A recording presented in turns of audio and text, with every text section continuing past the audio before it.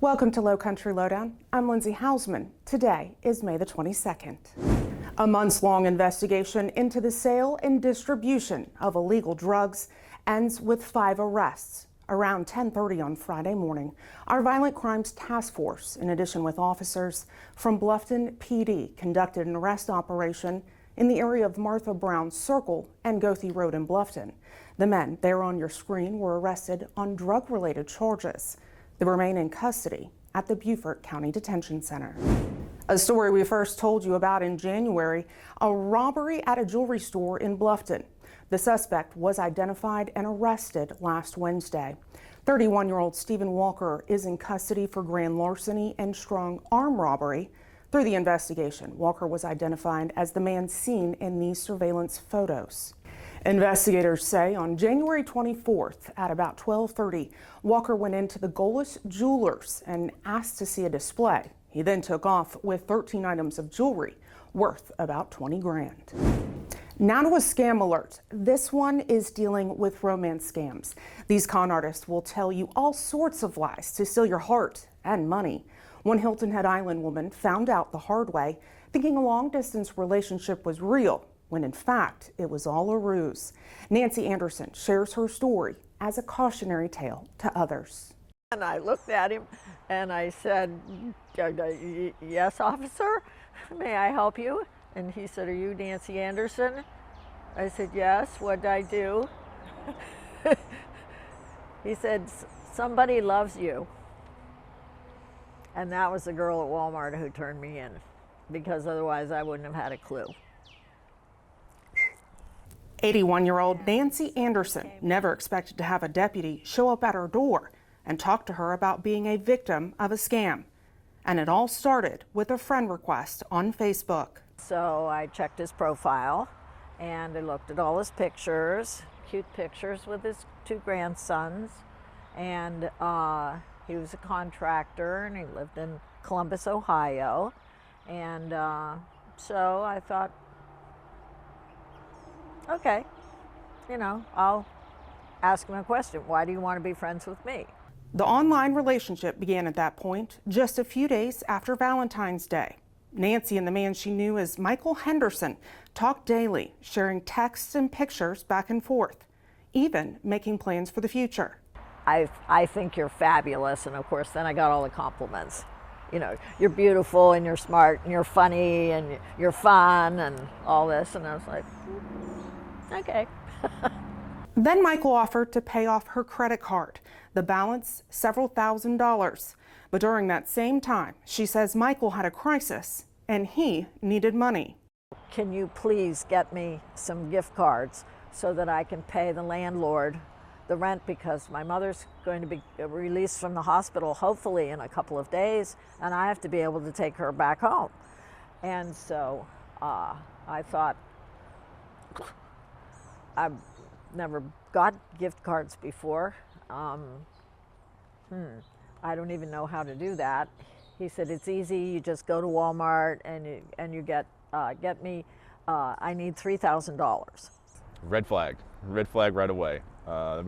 It's one of those, the bad guys are using that for an easy way to get money. And once they get those card numbers, you're able to transfer that money off that gift card right away.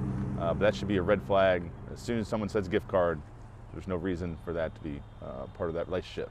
Lieutenant Eric Callandine is all too familiar with scammers who request their victims buy gift cards and then share the card information. He says the moment you're asked to do so, don't, and immediately report it to law enforcement. We want people to file a report with us because we want to see what the scam is, and is it something different we haven't seen before? Are there ways we can help that person get their money back? What can we put in place to help make sure the bad guy doesn't contact them again to re-victimize our victims? In the end, Nancy was scammed out of $5,500, and the balances she thought were paid off never were. I thought this was for real.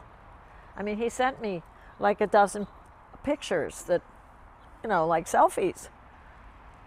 And so I was believing him, until the account was frozen and all the money went back on my Barclays account. Nancy never thought she'd fall victim to a con artist. And by sharing her story, She hopes it might make another woman think twice about a possible online relationship that they're in. If you suspect an online relationship is a scam, stop all contact immediately and then report it. You can do so through us by calling our non-emergency dispatch line at 843-524-2777. You can also file a complaint with the FBI's Internet Crime Complaint Center. A new DUI law, the All Offender Law, went into effect on Sunday. It requires all drivers convicted of DUI, regardless of their blood alcohol content, to participate in the Ignition Interlock Device program. Here's a picture of the press event held on Friday in Columbia. It included Mothers Against Drunk Driving, the Department of Probation, Parole and Pardon Services, and the Department of Public Safety. The purpose of the program is to protect the public by requiring drivers who have committed alcohol-related driving offenses to have to breathe into the device, which is installed inside their vehicle. If alcohol is detected, the vehicle will not start. To learn more, visit dppps.sc.gov. AAA projects nearly 44 million people will travel this Memorial Day weekend. Those are numbers we haven't seen in nearly 20 years. So ahead of the busy travel weekend, we want to share some tips to ensure you have a safe holiday. Prepare your car for road trips by making sure it's in top working condition. Check your tire pressure and fill your tank up before heading out. Also, make sure to have the essential emergency items with you. Plan your drive ahead of time to choose direct routes on safe roads. And keep an eye out for the weather forecast to avoid driving in any dangerous conditions. And it goes without saying, never drive after drinking and never ride with someone who has been. Lastly, always wear your seatbelt. It's National Safe Boating Week. It's a time to remind all boaters to brush up on boating safety skills and prepare for the boating season. The National Safe Boating Council recommends the following. Take a boating safety course. Here in South Carolina, it's mandatory for those born after July 1st of 2007.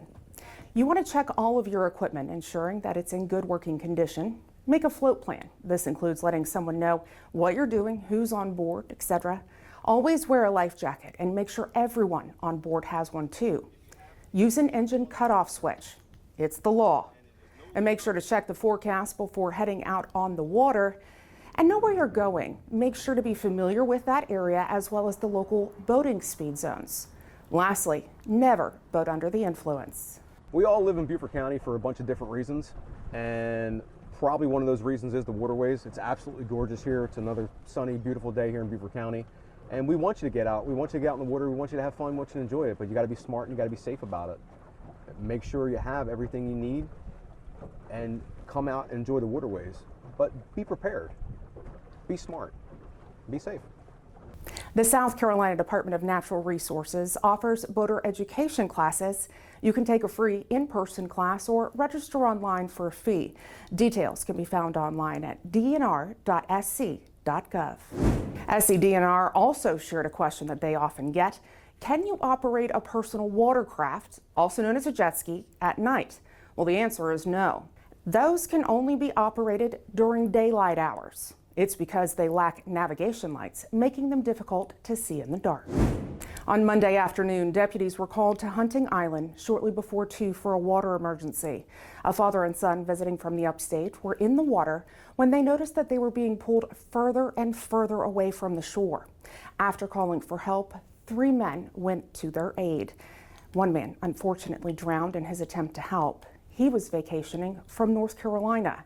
Now, this serves as a reminder to always use caution when in the water, especially in areas where there are no lifeguards. When you end up being pulled away from the shore, it's likely due to rip currents, which are channelized currents of water that flow away from the shore. If you're ever caught in a rip current, relax and don't swim against it. You'll quickly exhaust yourself. Sometimes swimming in the direction of the shoreline at an angle to the beach will help you escape. Also, floating or treading water is an option. Regardless, if you can't get to shore, make sure to draw attention to yourself to get help. A traffic alert. This week during the day, construction crews will be working at the Highway 170 and 278 interchange. The work is expected to wrap up by Friday. Please use caution and expect delays in this area. May 19th through the 25th marks the 50th anniversary of National Emergency Medical Services Week. It's a time to honor the hard work that paramedics, EMTs, and other EMS professionals endure to diligently care for their patients. On behalf of all of us here at the Sheriff's Office, thank you for all you do for our community. Lastly, tomorrow, Thursday, is recognized as World Turtle Day. Each year, May through October, sea turtles make their way to our shores to nest. Please help to keep our turtle population thriving with the following tips. Lights out. Turtles use daylight as a guide for their nesting. No artificial lights are to be used at night during this time. Whatever you take with you to the beach should leave with you. Items left behind can cause obstacles for turtles coming ashore and hatchlings then returning to the sea. If you dig any holes, fill them in, pick up and remove any and all trash, and leave the nests alone. It's illegal to disturb a nesting sea turtle or the nest itself. As always, if you have something that you'd like to know more about or see covered here on Lowcountry Lowdown, you can send me an email. That's lindsay.hausman@bcgov.net. And if you haven't already, I encourage you each and every week to do so. That is, follow us on all of our digital and social media platforms. It's a great way to stay up to date and engaged with us. Thank you for watching this week's episode. We'll see you next week. And of course, we wish you and your family a safe holiday weekend.